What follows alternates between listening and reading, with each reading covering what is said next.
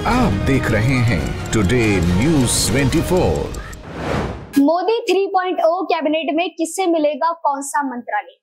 आज एनडीए की बैठक में होगा बड़ा फैसला। नमस्कार, मैं हूं आपके साथ हिना और आप देख रहे हैं टुडे न्यूज़ 24। नरेंद्र मोदी रविवार यानी 9 जून को तीसरी बार पीएम पद की शपथ लेंगे।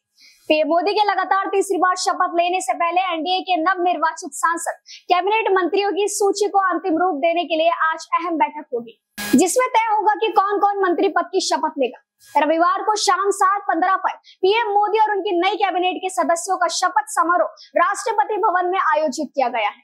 बता दें कि कांग्रेस के दिग्गज नेता जवाहरलाल नेहरू के बाद पीएम मोदी दूसरे ऐसे प्रधानमंत्री होंगे जो तीसरी बार पीएम पद की शपथ लेंगे। ये थी कुछ जरूरी सूचना।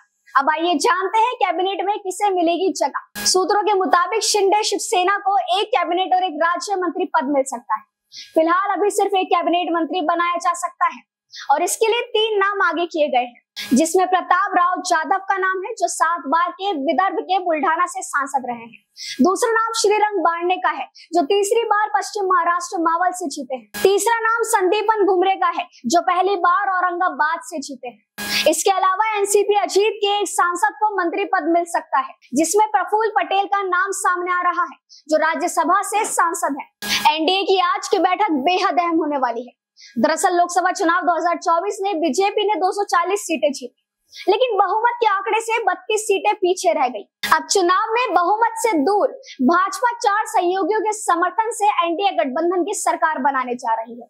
वो 4 प्रमुख पार्टियां हैं एन चंद्रबाबू नायडू की टीडीपी जिसने 16 सीटें जीती हैं, नीतीश कुमार की जेडीयू जिसने 12 सीटें जीती हैं, एकनाथ शिंदे की शिवसेना जिसने 7 सीटें जीती हैं और चिराग पासवान की लोक जनशक्ति पार्टी रामविलास जिसने 5 सीटें पर जीत दर्ज की है। शनिवार की एनडीए की बैठक में ये तय हो जाएगा कि किस सहयोगी को कितनी कैबिनेट की सीटें मिल सकती हैं। टीडीपी प्रमुख चंद्रबाबू नायडू और जेडीयू के नीतीश कुमार दोनों ही भाजपा नीत एनडीए के लिए किंग मेकर बनकर उभरे हैं और दोनों नेताओं ने शुक्रवार को सार्वजनिक रूप से नरेंद्र मोदी को गठबंधन के प्रधानमंत्री पद के उम्मीदवार के रूप में चुनने के प्रस्ताव को स्वीकार कर लिया है।